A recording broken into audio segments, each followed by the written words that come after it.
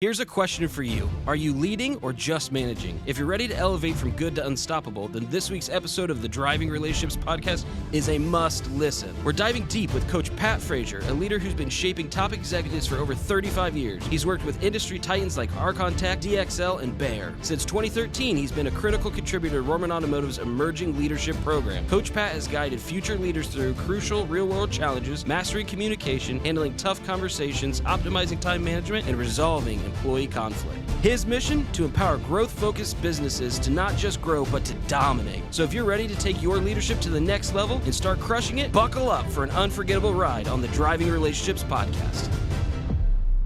3, 2, 1. Quiet on the set. Pick 73. Close your eyes. Oh boy. It's dangerous this time of the year. Mine are closed. And with your index finger, point to north for me. Okay, open your eyes. Wait a minute. I'm this way. It's a great illustration. So you're wrong. You know, So Zach's if we're not. No, yeah. this is north. Chicago's this way. Where are you pointing? Up, that's north. Yeah. South? No, that's God, heaven. East, Yeah. west? I don't know. Yeah. North, east, west. I was shocked that you're pointing behind you. I guess Well, Yeah. I could turn the arm backwards. I get disoriented. So it's what's great. the point You know, of you that? just kind of see, and two great leaders, right? You know, that are aligned in the same organization, and if we gave them instructions just to head out and due north, they would be moving in different directions. So I often use that exercise to share with people how important it is to be aligned in our goals, aligned in our mission, aligned in our values, so that we're all heading in the same direction. And for all the listeners, there's the behind the scenes of what actually goes on in the Driving Relationships Podcast. Austin, what's next? This is next. So wait, what are we doing this time? So, No, I think it's such a good point too. Like how many times we as, attempting leaders is what I refer to myself, because every day is a new journey in trying to get better. Right. Try to say like, hey, here's the vision. And I know I've communicated it clearly to myself. And I said it audibly to everyone else. But did they actually hear what I said, and do they understand what I said, and do they comprehend why we're doing what we have said what we're going to do? So, I think that's a great one to just from a visual go, no, I'm very clear Chicago's this way because the interstate goes this way. Yeah. And Austin's going, well, no, the compass faces this way. So, I mean, you were pointing north, but I think in this Ish. exercise, this was the right answer. But I anyway. think that's a great point, too. I mean, they say that the biggest problem with communication is the illusion that it actually occurred. yeah. And many times we think we've communicated our vision, or we've communicated our objections or objectives, or we've communicated that we wanted something done, but we really didn't, right? And I think the busyness of work sometimes kind of distracts us from taking the time necessary to communicate clearly what it is that we want to Yeah, happen. and I think like great communication for me, I mean, marriage is a really easy example. Like it's not so much what I Careful now. say, it's what that other person understands. Right. Is that a good way to put it? Exactly. Yeah. There's always the sender and the receiver, right?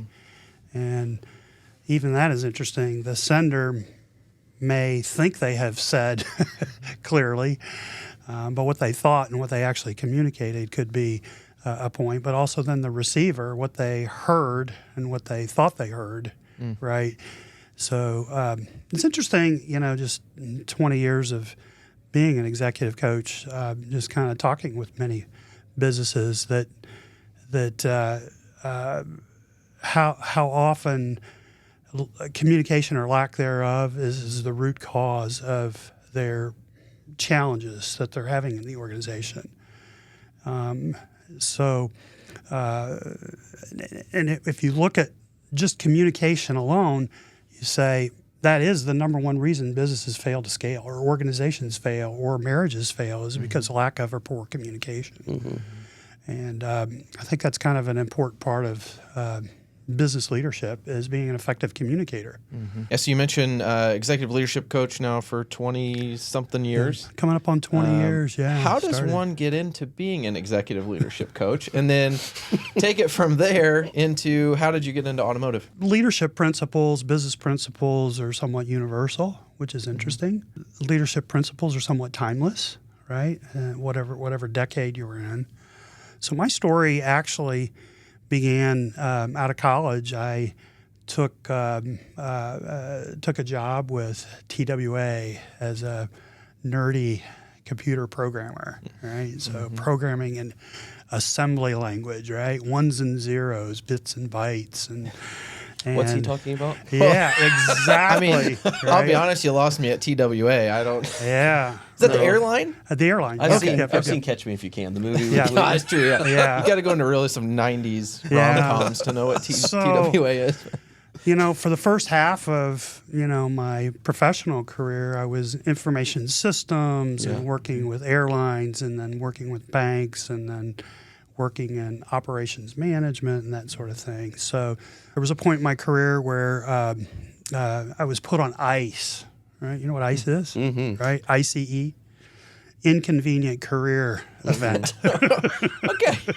So layoff. Yeah. Okay. Reduction in force or Yeah. layoff or whatever. But the interesting thing was I kind of knew that it was common, right? So they kind of told me that the position would be eliminated and I had 90 days and I needed to figure out what I was going to do with the next season of life.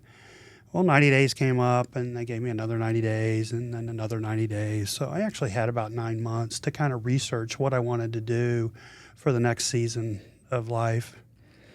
And I realized that I kind of really enjoyed helping others succeed. And I kind of had a knack for seeing potential in others and helping them discover that potential. And then from that, helping them develop that potential so they become the leader that they're called to be. So I really enjoyed that. And the challenge 20 years ago was, what do you do with that, right? Well, do I just go find another job, work for the man, or do I do something brave and bold, like, start my own business, which 4 daughters, high school, middle school. Yeah. That was a big, bold move for me to start a business, and then things like recessions and .com and this and that, and the transition was really pretty easy. It was just figuring out what I was good at, figuring out what I wanted to be when I grew up, and figuring out how you can make money with it, right? What you're passionate about, your economic engine, right? What Jim Collins talks about, right? Yeah. Kind of finding that hedgehog, right? That intersection of something that I'm good at, something I'm passionate about, and something I can make money at. So that led me to executive coaching. And through executive coaching, then for the first time in my life, right, after I got certified, I got trained, I had all the, academic, head knowledge for running a successful executive coaching practice. And then I had to go out and I had to sell somebody something. Yeah. You see, in information systems or operations management, is basically just, purely execution and just do the job that was in front of me. But then I had to go out and sell somebody something, right? So then I had to hit the streets and make a lot of cold calls and email and all the things that we still do today to be successful. And then finally one day somebody said, yes.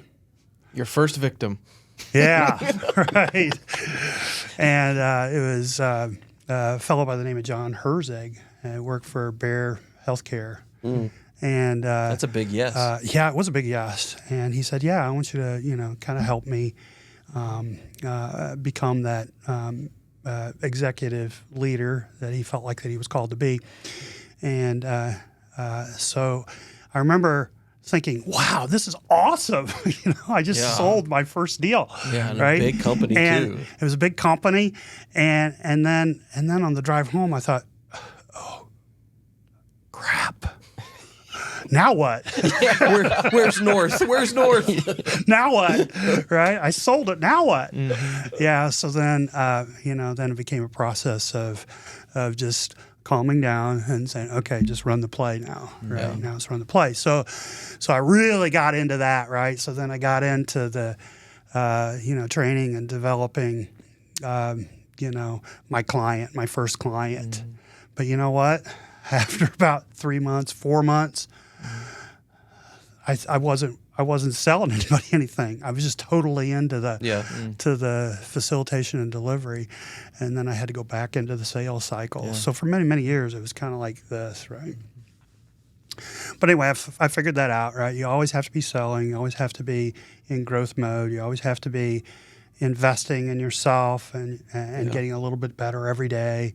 And you always have to be out there looking for the next deal. So then that led me to through my career for 4 or 5 years or so. And I think the second part of your question, Austin, was how do I get into the auto industry, right? Exactly, yeah. Well, it really helps when your daughter marries one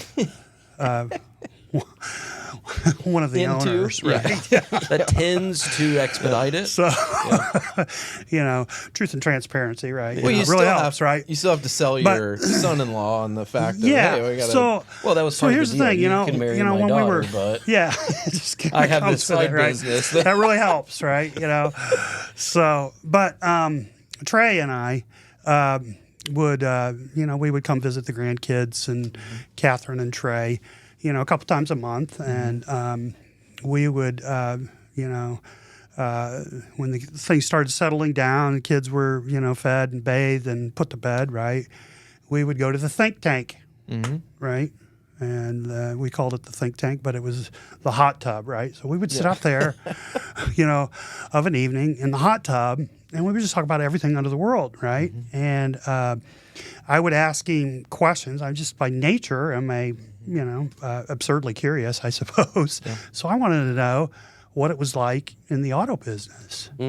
And he would ask all these great questions about leadership and management process and what about this, or how would you handle that, right? And I just learned to love the car business from somebody that loved the car business. That's cool. And so I was really excited to kind of help.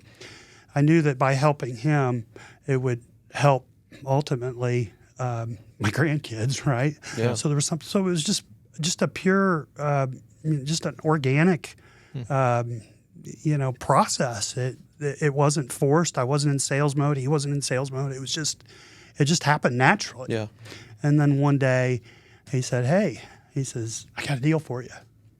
And if you know Trey, right, whenever it means you got a deal for you, right, it usually means somebody's going to end up buying a car. Right? Yeah, usually, yeah. Right. He's pretty irresistible in that way. So and I love that about my son-in-law. But anyway, he says, no, really. He says, I want you to help me with some of my emerging leaders, right? And I think I was first, actually, Zach, how you and I got to meet, right? A long time ago, right? Almost 20 years. No, not 20 years. 20 years About ago. 9 years ago, though. Yeah. It's been a while. So I got the opportunity to work with a couple leaders through leadership development and that sort of thing. And that kind of blossomed into opportunities to work with more formally with emerging leaders and one-on-one coaching sessions with some of the general managers and up-and-coming stars, right?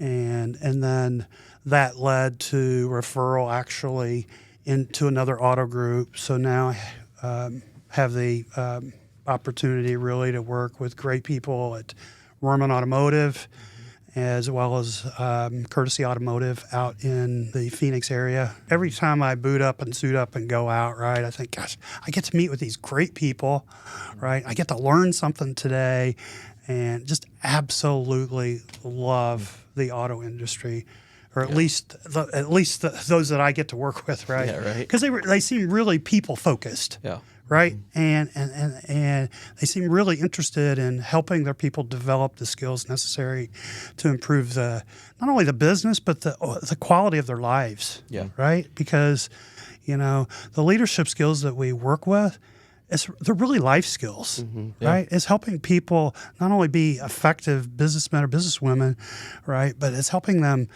lead in their communities, and it's helping them lead their families, right?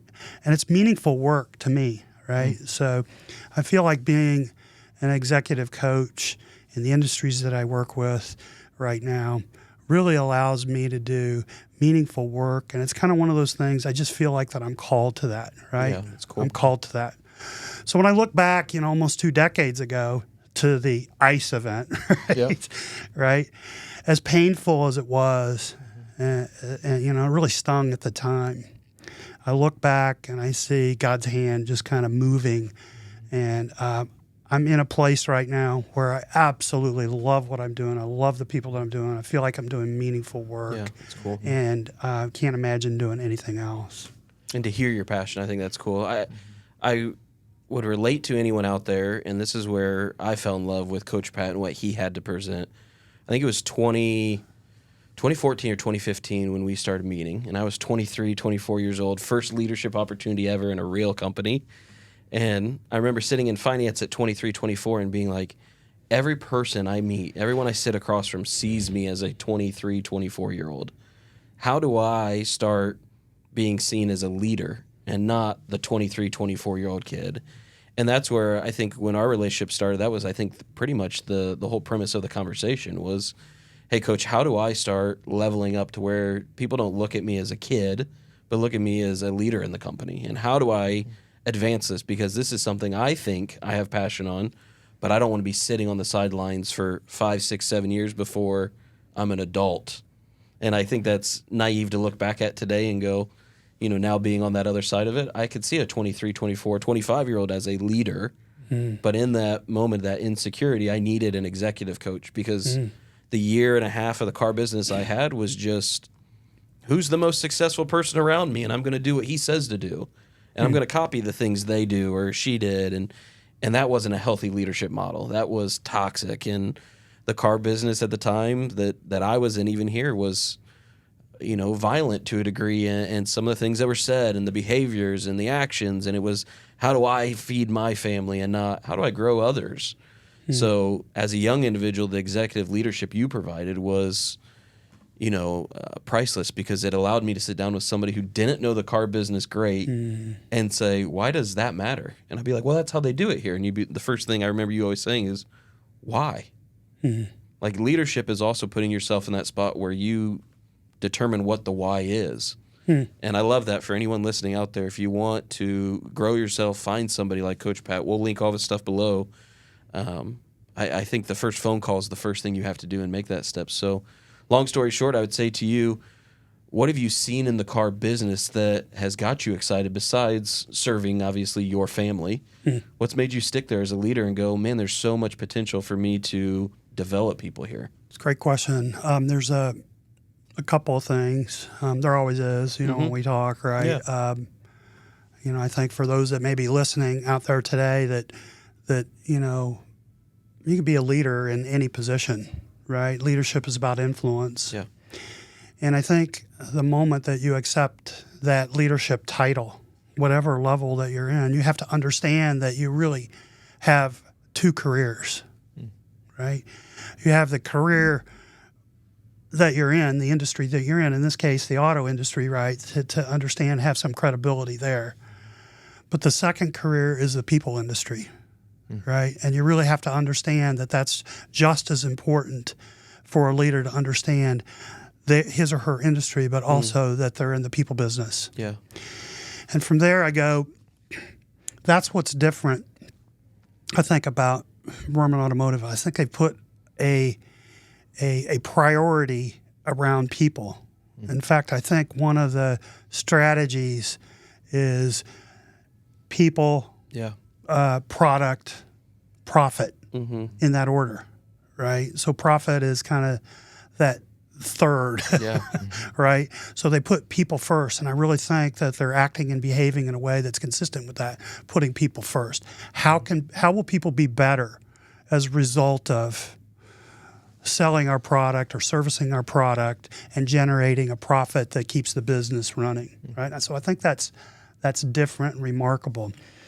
I think in the auto industry, what I really like about the auto industry is you guys are so darn competitive, right? Mm-hmm. We compete on just about anything. Yeah. And the competitor in me says, man, these are this is my flock. Yeah. This is the people I want to be with, right? For sure. You know, they're competitive. They're always driving. They understand discipline. They understand teamwork. They understand working together, winning together.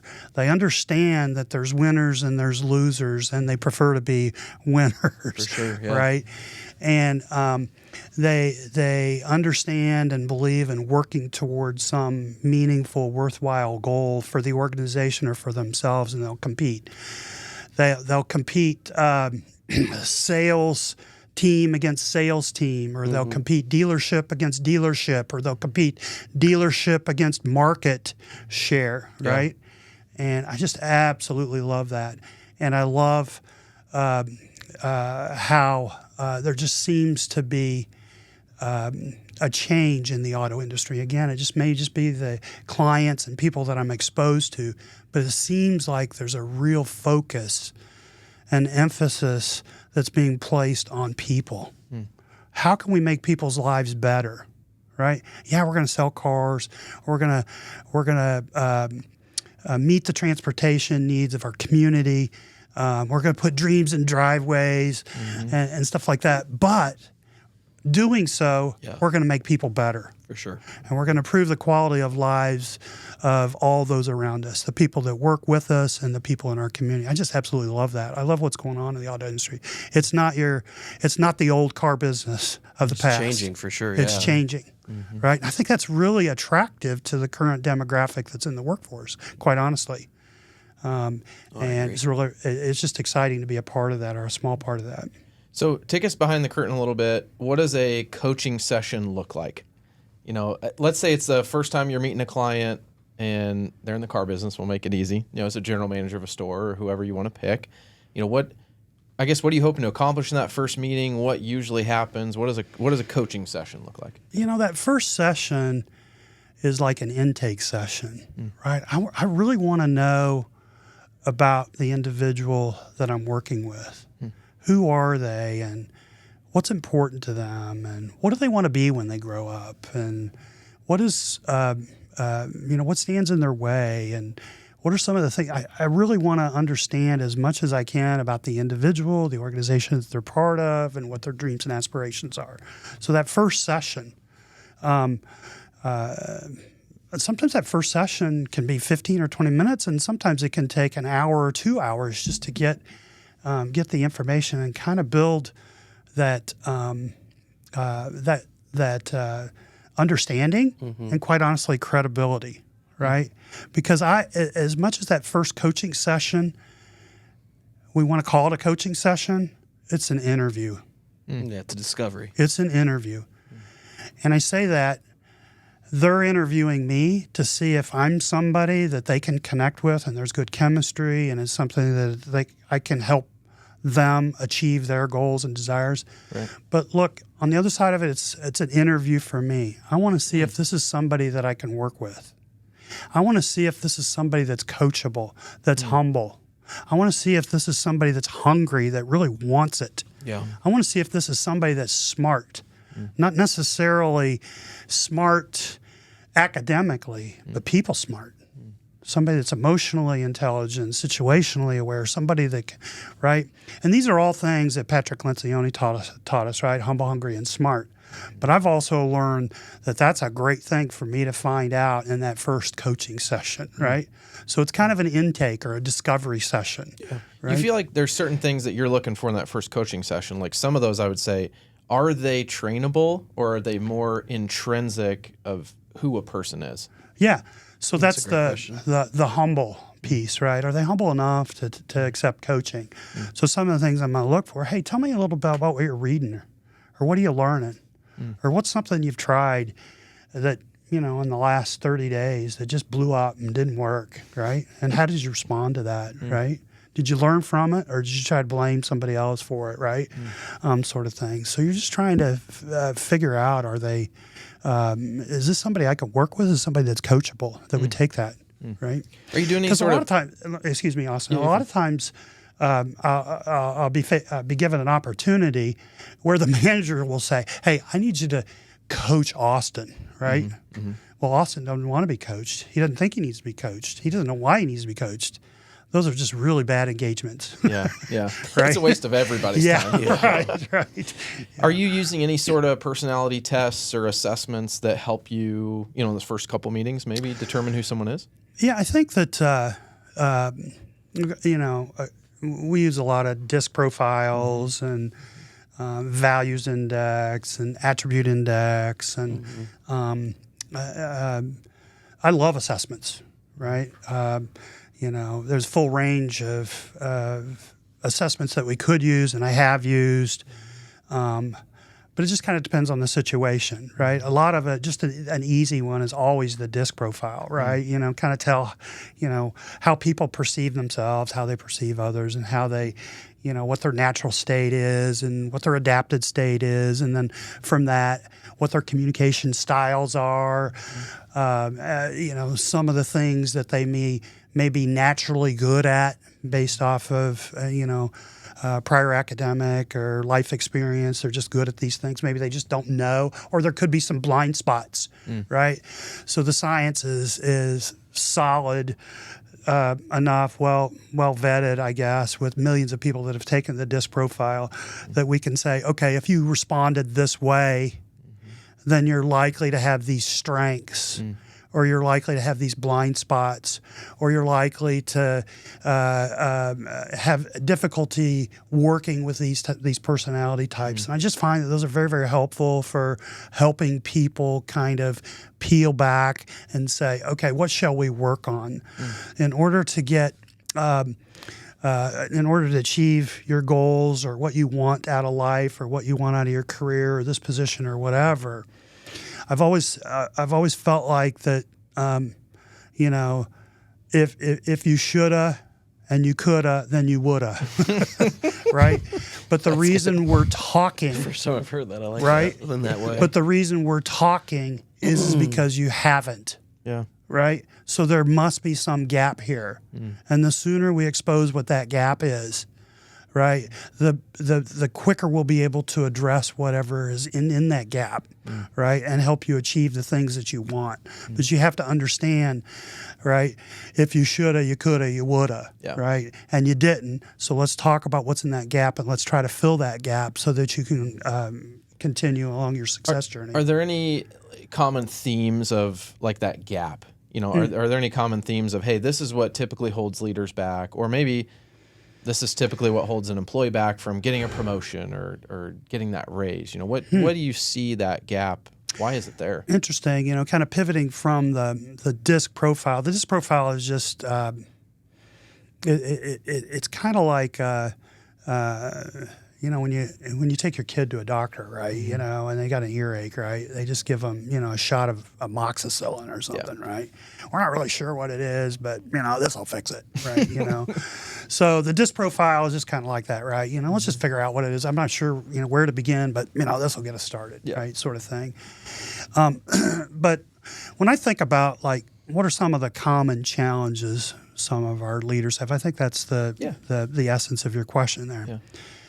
I think that leaders today, particularly in small, mid-sized businesses, or for those emerging general leaders and more advanced in a larger organization, right?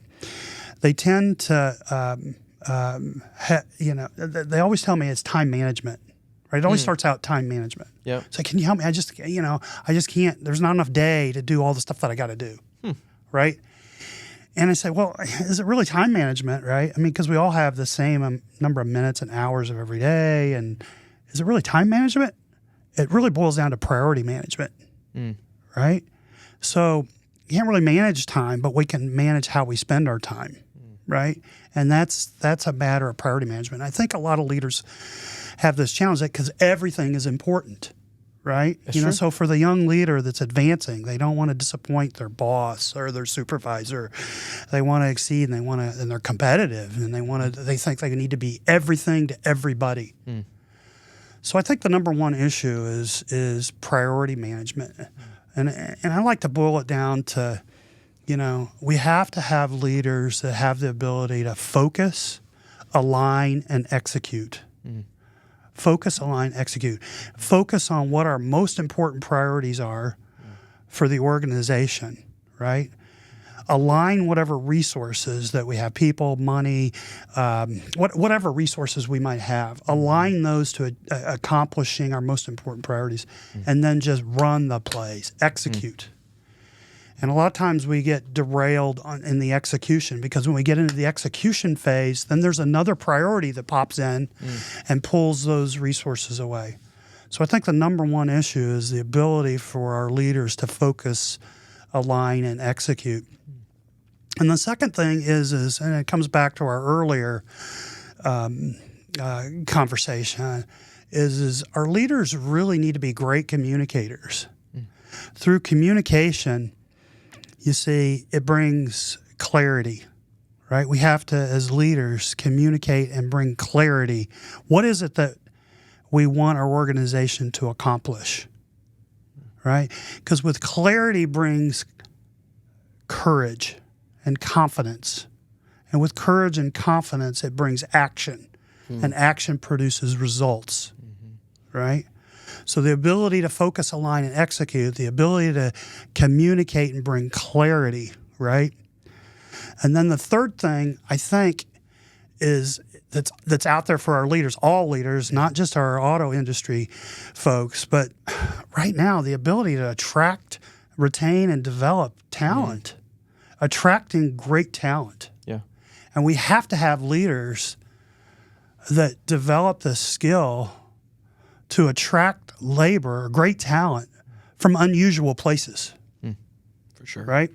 So I see in the auto industry, we tend to attract other auto professionals. But I'm also seeing some success stories out there where we're pulling talent from unusual places, bringing them in, teaching and training them, and they become our top salesperson in a month or two, right? How's that happen? Well, it's because they haven't learned all the bad habits. Yeah. They don't have all the faulty expectations, right? Being in the car business during the COVID years was really good, Oh yeah. right? It was Profits easy. and gross. The It was lottery. easy. It was easy. Right? And I think a lot of the people that live through that, right, then have these false expectations about what it's like and what a day's work really looks like. But we have to attract people that have great work ethic, that are values aligned, that get who we are, right, as an organization, that want the same things that we want or want that position, and they have the capacity to grow with us. I think to put practicality to exactly what you just said, I think my day lines up with that today, so I'm going to share this.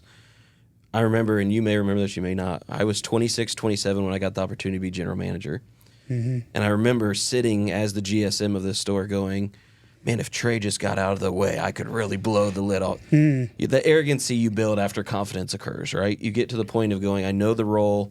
If I just had that one chance, I could make this thing even better. Yeah. So I get that opportunity. I remember month 1 was great. Month 2 was even better than month 1. And then month 3, it all collapsed. And I remember, I'll share this story because I know I've shared this with a lot of staff. And for people out there that may be going through their own leadership journey, you're going to get to this stage if you haven't yet. And you may be able to relate to it too. Month 3, I remember my oldest child was just starting half-day preschool. And she was supposed to be picked up at school at like noon. And I never picked her up because my wife was a stay-at-home mom. But she had something going on that day, and she had called me and reminded me at like 10 o'clock, hey, don't forget you're picking Tinley up from school today. Yeah, no problem. Well, then the phone rings again later in the day. And it's, hey, did you get Tinley? And I said, no, you get Tinley. What's going on? What's up? I got a call from the school. You didn't pick up your daughter. And I remember my world between the pressure of the job not going well now, and that came spiraling to the point where I called a meeting with Trey, who is now the director of me, the general manager, and said, hey, Trey, I think I need to resign. I think I have something going on mentally where I can't function. I'm not remembering to pick my child up. My family comes as the priority.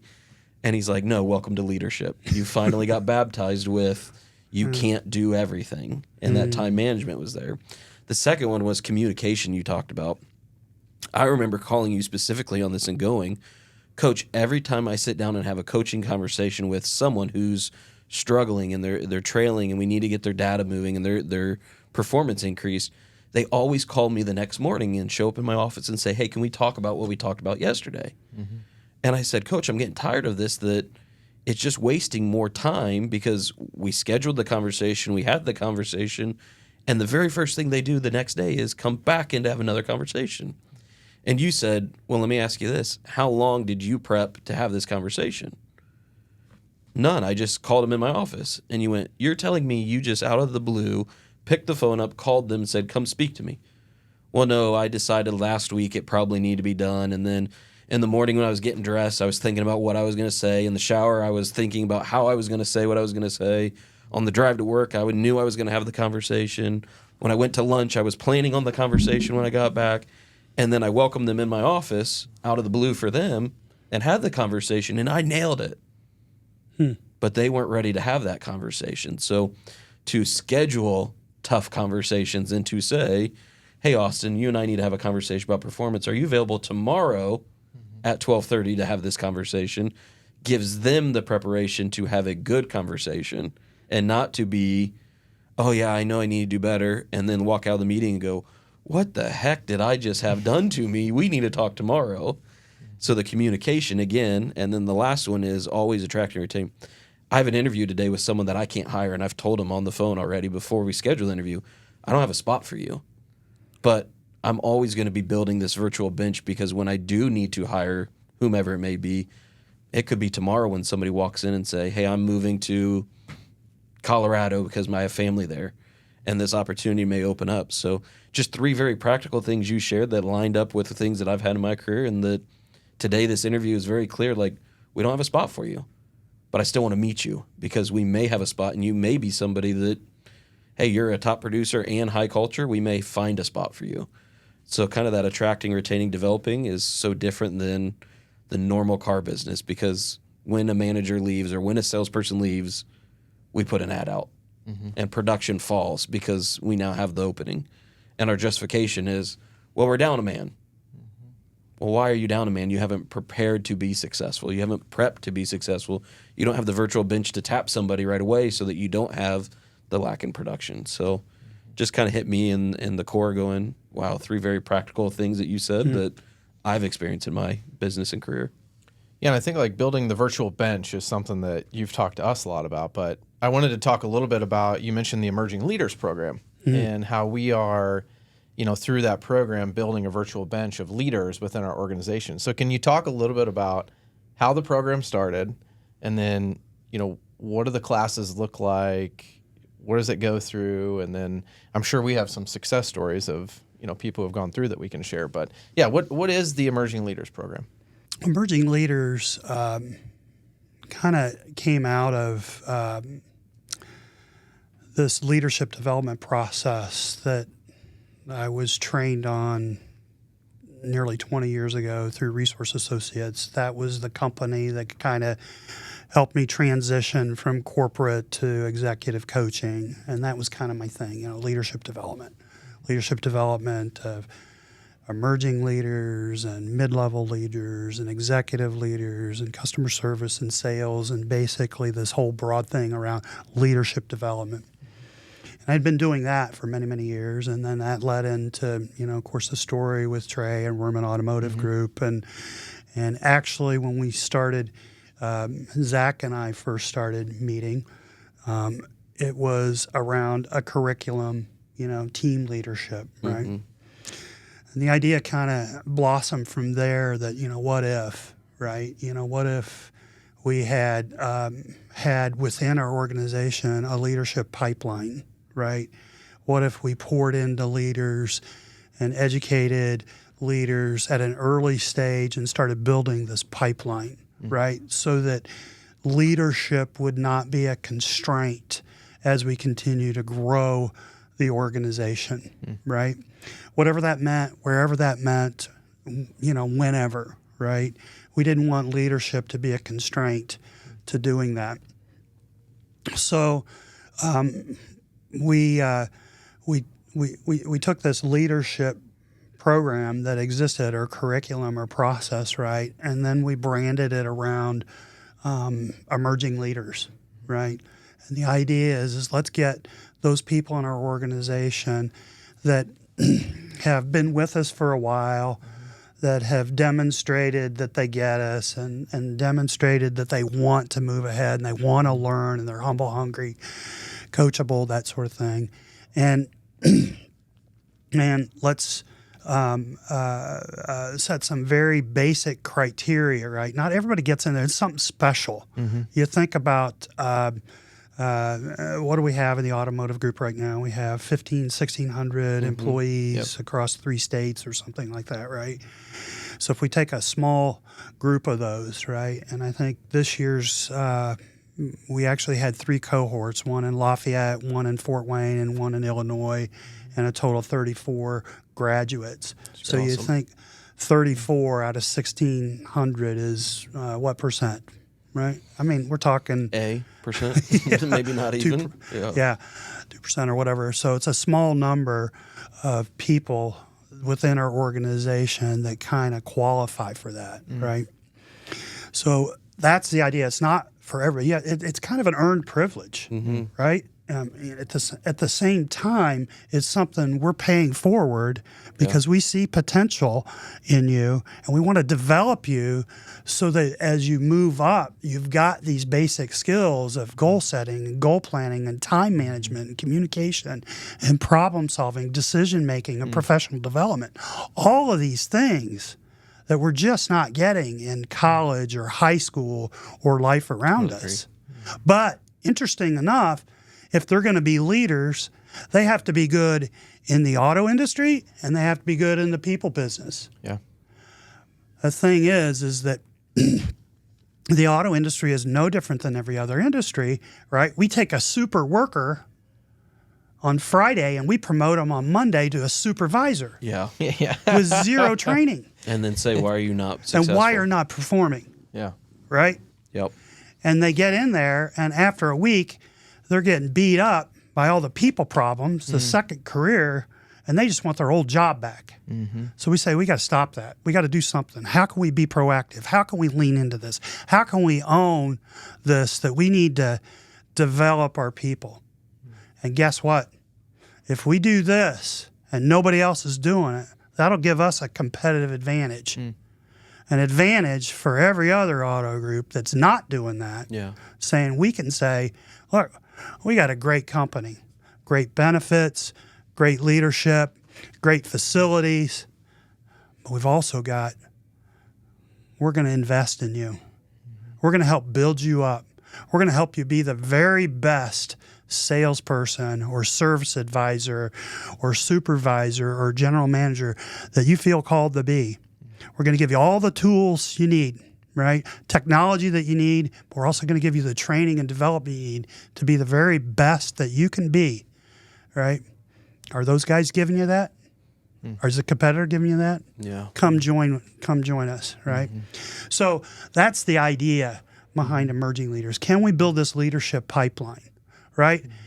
For Trey, it was never a one and done. Trey, Ryan, Chase, Luke, Zach, it was never just, okay, we're just going to run this class, see how it goes. Keep growing. And then, we're good, right? We're just going to punch our ticket, say, yeah, we did this. No, it was always, let's play the long game. If we do this year after year after year, people will know. And people will say, well, how come I'm not in that class? Well, you want to be in that class? Here's what you need to do. Yeah. Right? Which is such a true We point. want you in Yeah. that class. And Right? it's a hot spot inside the dealerships now. Like, it's so funny when because we end the class, we ask for nominations, right? Yep. Those who graduate the class, one of the things Trey always does is say, hey, who should I look as my next year's class? So we give them the opportunity to pass it down. I'll share the story with one of my sales managers today who interviewed, I'll never forget it because Trey got everyone sick with COVID. This is back in 2020. We went to a Purdue bowl game. Trey invited everybody. We showed up there, and he infected everybody with COVID. As we're sitting at the game, he turns to everybody and goes, I haven't been hungry for like a day, but I can't taste anything either. And you're like, oh, perfect. We're all dead. So we're all home during the interview process we do. So we did them all on Zoom and interviewed all these candidates. And one of the managers who worked for me missed the cut. We only took in 12, I think, that year, and he was number 13. And I remember having to bite my tongue because I was part of the interview process. I couldn't share my opinion on this individual. And I told him I would not sway the vote with my people. You either vote them in or you don't. So Trey sending the email out to him, this individual came in my office and was almost in tears. And I said, why is this hitting you so hard? And he said, I've never not been picked for anything in my life. All sports, all athletics, everything I ever did, I was first, second, always. He goes, and you're telling me there's 12 people who are better suited for leadership than me. And I said, unfortunately, that's where it fell this year. And I remember that next calendar year of him working for us was so diligent to be in the class. And he's gone through the class, and he's graduated as emerging leader, and he's a top producer for us in leadership, not production. But I remember and remind him quite often when he's starting to get frustrated, hey, do you remember the guy who told me there wasn't 12 people better at leadership than you? And that's all it takes to send that spark off. And that's the power, I think, to be able to sit across from somebody and go, hey, remember, you're made for more than just this. That's good. And that's what I love about emerging leaders. And I think when we all step back from our career, this may be a program that we all look at that go, that changed Orman Automotive. And we may not notice it year 4 or 5. It may be year 20.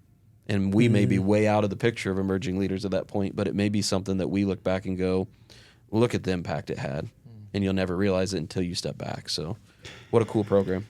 It's kind of a hidden gem. I mean, if you can say, we're doing this because it's the right thing to do. Yeah. We're doing this also because it's a competitive advantage. It'll give us an advantage in recruiting and getting the best of the best talent to come join us. But then it's also going to help us develop the best of the best so that in the future years we continue to have a stronghold on a leading position in the market that we serve. But the part that I really enjoy about emerging leaders, I mean, all the benefits it is for the company and gives us a competitive advantage and all of that, blah, blah, blah, blah, blah. When you get down to it, these are life skills that are not being taught in colleges and universities or in academic or in life anywhere else. And we're helping build better humans. These are people that are better, not only in their businesses that they serve, but they're better husbands, they're better fathers, they're better community leaders, and it's making our community stronger. One person at a time, one class or cohort at a time, 1 year at a time. We're making humans better, right? So true. Improving the quality of life for people, and that's what gets me up every day. Right, and I just absolutely love that part of my job, knowing that I'm doing meaningful work, knowing that I just feel called to this, and it's just so exciting to work with the Auto Group because of the priority that they place in people, right? And emerging leaders is just one small piece of it too, right? I know we're talking about that today, but there are so many things that the Auto Group is doing around people and putting people first. And that's remarkable, right? And it's a differentiator in an ultra-competitive industry that you're in, right? And I think because of that, it's going to pay off big, and that we're going to see momentum shift, right? To where we've got hundreds of resumes, or we've got people waiting. Yeah, and we're starting to see that for sure. I would say I want to come back to an earlier comment if I could, right? And this may be a one that you cut out, but you've got somebody that you're interviewing today, right? And you don't have a position for them. I'm just going to challenge you as your coach. Keep an open mind. Well, for sure. That's what I said. If they're an A player, I'm going to find a spot. I think I'm going to move my chair over there because this is taking a turn. Right. I like you this. always, I mean, you'll always be recruiting. Always. You're always looking to upgrade your roster. Yep. Right? You're always looking to bring somebody in. For sure. Right? And so this guy that you're interviewing, maybe he's going to be listening, right, to this podcast. But hey, hopefully, come in and be the top dog, and we'll find a place for you. Yeah, and I think that's that A-player mindset. Yeah, I was going to say, and I think Roman Automotive Group has done that too. You find they have a knack for finding people, right, Find a seat on the bus. Yep. and finding a seat on the bus. The other thing that I think is remarkable about the Auto Group is once we get people on the bus, they really try to find the right seat on the bus for them. Yeah. Right? So if you're somebody that's aligned with tips, you're somebody that gets our vision about building relationships and awesome experiences, you're somebody that understands that we put people first, product and profit, right? We got a place for you. Right? Always. And that first seat that we put you in may not be the best seat, but we're going to find the best seat. You may not be an A player today, but everybody in Roman Automotive Group is going to have a chance to play as an A player. And I love, love, love that about the Auto Group. For sure. Right. And if you're an A player, please dial 765-588-9873 and apply online. No. But, Coach, honestly, we've loved it. Here in wrapping up, I want to go over one last thing for you. So we always play some type of game. Today's going to be the GWC. Oh, boy. Okay. So in leadership, we talk about this always, and I think this is probably a Roman Automotive leadership staple. And the GWC is, do they get it, do they want it, and do they have the capacity to do it? So what I want to do is flip that on its head, and I want to ask you those questions. And you as a leadership coach, give me the short, brief answer. If I say, hey, I'm struggling with somebody who just doesn't get it, what do I focus on and what do I go do to try to get somebody to get it? I think that do they get it boils down to two things. Is it skill or will? Right? And you guys have heard me talk about that, right? And I think how you approach the problem depends on, is it a skill issue? Is it they haven't had the training, they haven't had the exposure, they haven't had a mentor, they haven't had a coach, they haven't had the time? We can work with the skill issue, right? But if they don't get it because they don't want it, right? The will, right? They just don't have the will or the drive, right? Or the grit, the hustle, right? Yeah. The will to grind, right? Then we deal with those differently, right? If it's skill, we train, we teach, we try to find a place on the where they can get us, right? Yeah. And we do everything. If it's a will issue, it's just kind of a gut check, right? How do you want to be a part of the organization, right? We're really serious about what we do here at Roman Automotive, right? We're really intentional about what we do and finding the right place for people. But if this isn't the place for you, that's okay, right? That's okay. We'll help you find another position. For some, we have to accelerate that process, but and help them, right? But I think that's it. Yeah. So get it. For sure. On the want it, this is my hardest one. You got all the capacity. You understand what we're trying to do. You get why we're trying to do it. You're bought in the culture, but I just can't get you to take that next step. You're just complacent where you're at. So how do I handle the want it? I think that the want it is the trickiest question, right? I mean, do you want to excel? Do you want to get ahead? Do you want to give us that discretionary effort, right? I think that's one of the attributes of a leader is to figure out how to get people that want the same things that you want, right? And if I can help you get what you want, will you help me get what I want and what I need, sort of thing, right? Yeah. What would cause you to bring your best self to work every day, right? I think that everybody wants something. We just need to figure out what that want is, right? Yeah. And I think the key for leaders is to have that conversation is, what do you really want, right? If you don't want this, what do you want? Maybe there's something here that we can work with, something that we can both work toward, right? That's good. Kind of a retargeting. So what do you want, right? what would cause you to want to come into work, right? What would cause you to want to bring your best self? What would cause you to want to give me that discretionary effort? Yeah. Because look, it's that discretionary Makes effort out of our employees that's going to give us that edge, For sure. that competitive advantage.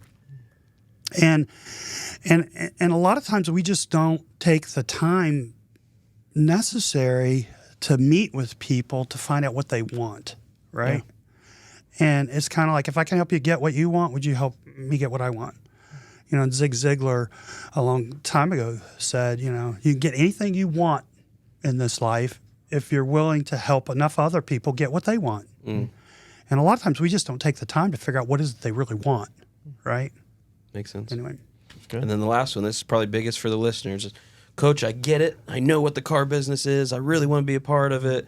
I have all the desires to grow. I just don't have the capacity. Yeah, I think there's a couple things. Capacity in the current position that they hold, right, to do the job.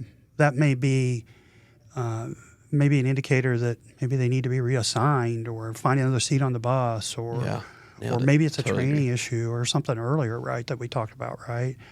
But when I think of get it, want it, capacity, I'm thinking about, does this person have the capacity to grow with us? So let's take your interview today. When you're talking with somebody, do they get it? Do they want it? That's great. Are they tips aligned, values aligned, you know, solid, right? And he's applying or she's applying for a certain position. You're going to be thinking, does this person not only have the capacity to do the job that we're bringing them in, but do they have the capacity to do one, maybe two levels up?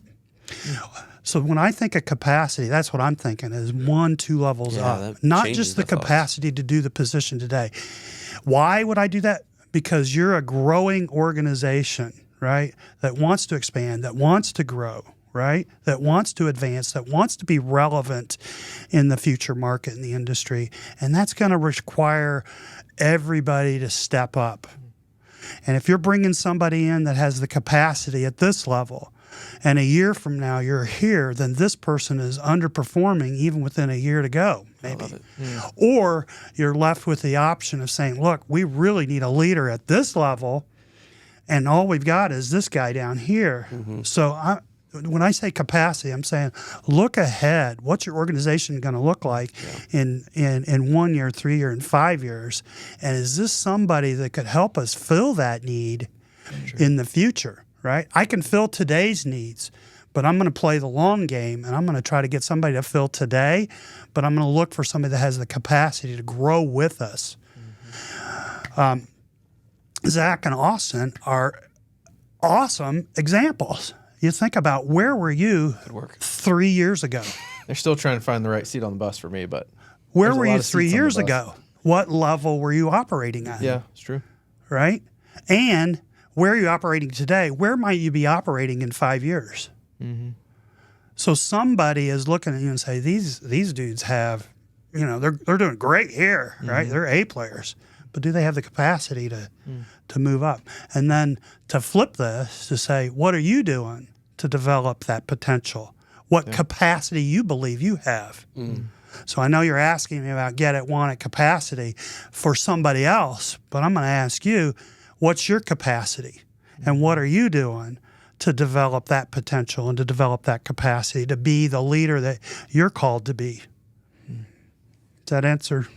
And that right there, ladies and gentlemen, is what a coaching session looks like with the coaching authority and Pat Frazier. Honestly, that's what I've loved about it, is that I'll call him and say, Coach, I struggled with this conversation with this individual. What should I have done different? And next thing I know, it's like, okay, I'm blaming this individual. It was 100% on my responsibility to handle that differently. And you guys just witnessed it right there of, we're talking capacity and it turns back to us and where are you at and where's your capacity at? And I think that's the pinnacle of leadership. Yeah.